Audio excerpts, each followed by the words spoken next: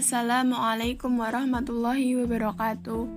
Perkenalkan, nama saya Dina Fitriana dengan NIM 192141028. Saya dari kelompok 5. Saya akan melanjutkan mengenai materi wakalah. Wakalah adalah pelimpahan kekuasaan oleh satu pihak mewakil kepada pihak lain wakil dalam hal-hal yang boleh diwakilkan. Atas jasanya, maka penerima kekuasaan dapat meminta imbalan tertentu dari pemberi amanah. Wakalah berasal dari wazan wakala, yakilu, waklan, yang berarti menyerahkan atau mewakilkan urusan. Sedangkan wakalah adalah pekerjaan wakil. Al-wakalah juga berarti penyerahan dan pemeliharaan.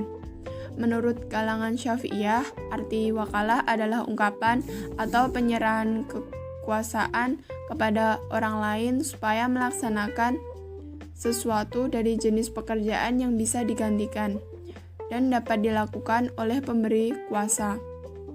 Dengan ketentuan pekerjaan tersebut dilaksanakan pada saat pemberi kuasa masih hidup. Wakalah dalam arti harfiah adalah menjaga, menahan, atau menerapkan keahlian atau perbaikan atas nama orang lain. Dari sini kata taukil diturunkan yang berarti menunjuk seseorang untuk mengambil alih atas suatu hal, juga untuk mendelegasikan tugas apapun ke orang lain. Akad wakalah adalah akad yang memberi kuasa kepada pihak lain untuk melakukan suatu kegiatan di mana yang memberi kuasa tidak dalam posisi melakukan kegiatan tersebut. Akad wakalah pada hakikatnya adalah akad yang digunakan oleh seseorang apabila dia membutuhkan orang lain atau mengerjakan sesuatu yang tidak dapat dilakukannya sendiri dan meminta orang lain untuk melaksanakannya. Kemudian, rukun dari akad wakalah yang harus dipenuhi dalam transaksi ada beberapa. Yang pertama yaitu pelaku akad, muwakil, pemberi kekuasaan. Yang kedua, penerima kuasa atau wakil. Kemudian, objek akad. Kemudian, zigot, yaitu ijab dan qabul. Yang kemudian, syarat-syarat dari akad wakalah yaitu objek akad harus jelas dan dapat diwakilkan. Yang kedua, tidak bertentangan dengan syariat Islam. Bentuk-bentuk akad wakalah. Yang pertama, wakalah mutlaqoh, yaitu perwakilan yang tidak terikat syarat tertentu.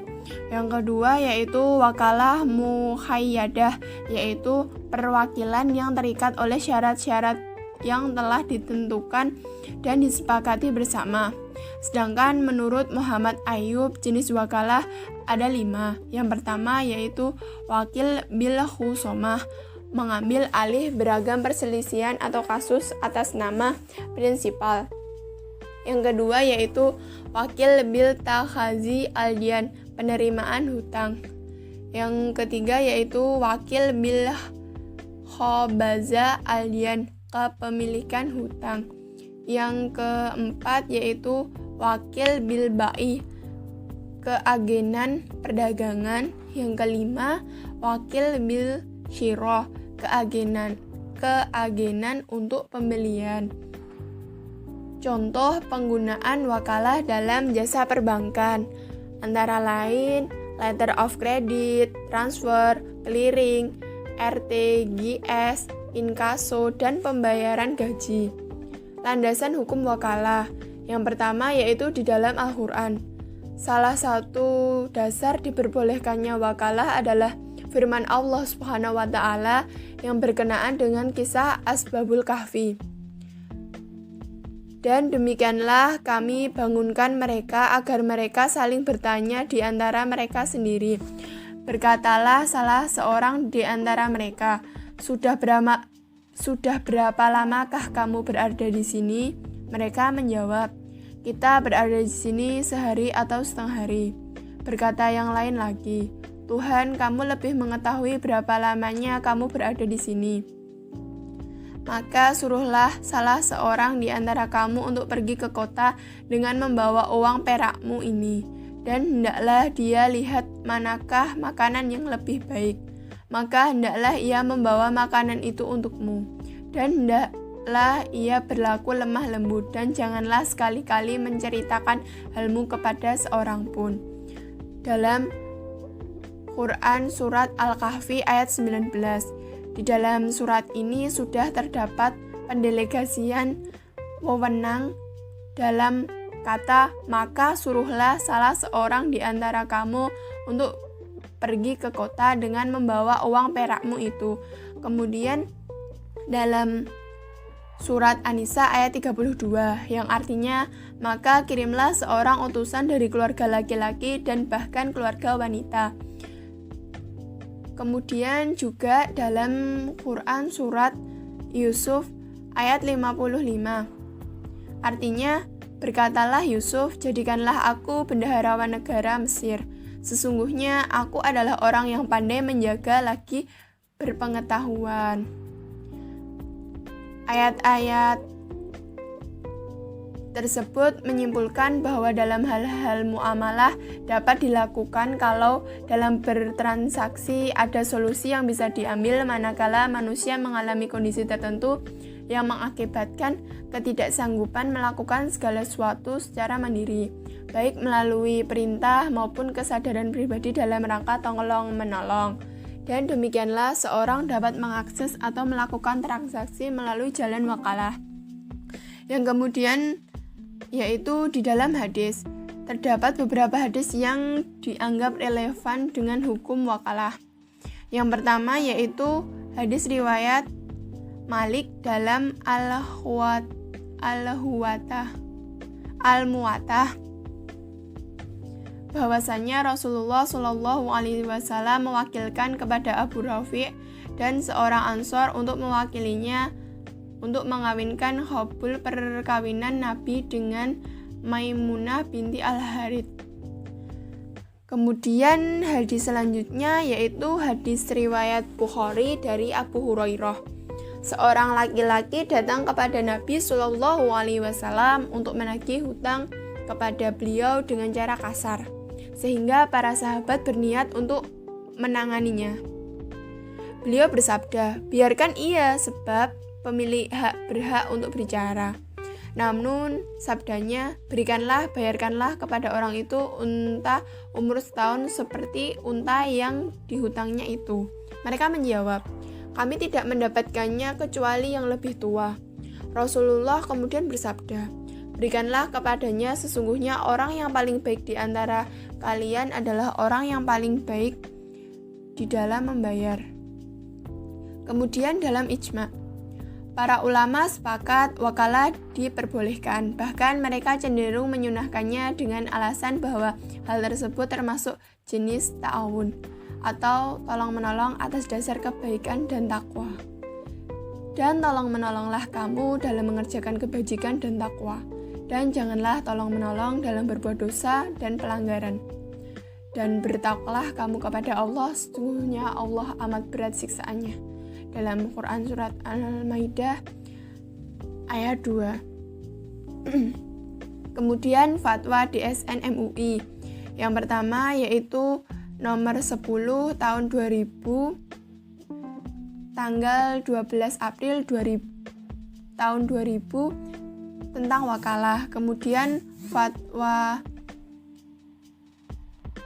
nomor 34 tahun 2002 tanggal 14 September 2002 tentang letter of credit impor syariah.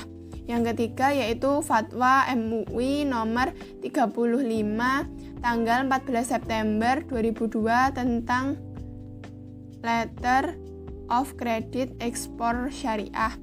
Kemudian yang keempat fatwa nomor 52 tentang akad wakalah bil ujrah pada asuransi dan reasuransi syariah tahun 2006. Rukun dan syarat wakalah sebagaimana tercantum dalam fatwa DSN MUI nomor 10 DSN-MUI 6/2000 tanggal 13 April 2002 Syu'bu tentang wakalah. Landasan hukum yang disyariatkan dalam akad wakalah adalah sebagai berikut. Yang pertama, rukun wakalah, orang-orang yang memberikan kuasaan, orang yang memberi kuasa, yang diberi kuasa, perkara hal yang dikuasakan, kemudian pernyataan kesepakatan. Kemudian dari rukun kemudian ada syarat. Orang yang memberi kuasa al-muwakil disyaratkan cakap bertindak hukum, yaitu telah balik dan berakal sehat, baik laki-laki maupun perempuan, boleh dalam keadaan tidak ada di tempat atau ghaib maupun berada di tempat, serta dalam keadaan sakit ataupun sehat. Kemudian perkara yang diwakilkan atau objek wakalah, sesuatu yang dapat dijadikan objek atau akad, atau suatu pekerjaan yang dapat dikerjakan orang lain. Perkara-perkara yang mubah dan dibenarkan oleh syara, memiliki identitas yang jelas, dimiliki sah dari al-muwakil, misalnya jual beli, sewa menyewa, pemindahan hutang, tanggungan, kerja usaha, penukaran mata uang, pemberian gaji, dan lain-lain. Kemudian pernyataan kesepakatan, ijab qabul, kesepakatan kedua belah pihak, baik lisan maupun tulisan, dengan keikhlasan memberi dan menerima baik fisik maupun manfaat dari hal yang ditransaksikan. Kemudian mengenai pembatalan wakalah dan berakhirnya wakalah. Yang pertama, apabila pemberi kuasa berhalangan tetap, dalam hal pemberi kuasa berhalangan tetap atau wafat, maka pemberi kuasa tersebut batal. Sebagaimana halnya batal dengan adanya pembebasan atau pengunduran diri pemberi kuasa kecuali perjanjian lain. Kemudian perselisihan antara pemberi kuasa dengan yang diberi kuasa. Apabila terjadi perselisihan antara orang yang diberi kuasa dan orang yang memberi kuasa, khususnya kehilangan barang yang dikuasakan, maka yang dijadikan pegangan adalah perkataan orang yang menerima kuasa disertai dengan saksi. Apabila sengketa disebabkan pembayaran, maka yang dipegang adalah perkataan penerima dengan bukti-buktinya. Jika penerima kuasa melakukan suatu perbuatan yang dianggap salah, sedangkan ia beranggapan bahwa pemberi kuasa menyuruhnya demikian, maka yang dijadikan pegangan adalah perkataan penerima kuasa selama penerima kuasa adalah orang yang terpercaya untuk melakukan perbuatan itu. Kemudian berakhirnya wakalah. Yang pertama, matinya salah seorang dari sohibul akad atau orang yang berakad. Kemudian diberhentikannya aktivitas atau pekerjaan, dimaksud adalah kedua belah pihak. Yang ketiga, pembatalan akad oleh pemberi kuasa terhadap pemberi kuasa yang diketahui oleh penerima kuasa. Yang keempat, yaitu penerima kuasa mengundurkan diri dengan sepengetahuan pemberi kuasa. Yang terakhir yaitu gugurnya hak kepemilikan atas barang dari pemberi kuasa.